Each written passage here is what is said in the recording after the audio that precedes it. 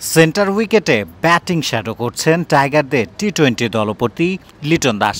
কাল ঠিক এভাবেই লঙ্কান বোলারদের বিপক্ষে ব্যাটিং করতে চাইবেন ফর্ম খুঁজতে থাকা এই ব্যাটার। ডাম্বুলার রণগিরি ইন্টারন্যাশনাল ক্রিকেট স্টেডিয়ামে রোববার সিরিজের মহা গুরুত্বপূর্ণ ম্যাচ। প্রথম ম্যাচেই হার দেখা বাংলাদেশ এই ম্যাচ না জিতলে সিরিজ হার নিশ্চিত হবে এক ম্যাচ বাকি থাকতেই। তাই লিটন দাস বড্ড সিরিয়াস। শনিবার রাতে অনুশীলন করতে নেমে আগে স্ট্রেচিং সেরেই একা দেখে এলেন উইকেট। আগের ম্যাচে পেসাররা ভালো করেননি বলেই কিনা পেস বোলিং কোচ শন টেইটকে নিয়ে আর এক দফা দেখে এলেন উইকেট। মতামত নিয়েছেন সাবেকেই অজি গতি তারকার। পরবর্তীতে স্পিন বোলিং কোচ মুশতাক আহমেদের সঙ্গেও দেখেছেন উইকেট।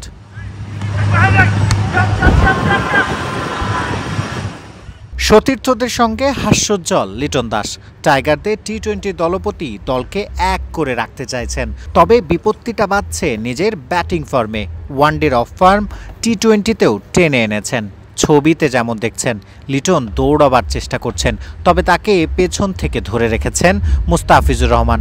অমিত প্রতিভাধর এই ব্যাটারকে ব্যাটিংয়ের সময় কে পেছন ধরে টানছে, উত্তর দিয়েছেন tiger head coach Phil Simmons. Well, you've just given the observation there. I think yes, his confidence is a little bit low, but again, we know what he can produce, and we've been working hard with him to get to that stage. So hopefully in this next match he comes up and gets to that stage.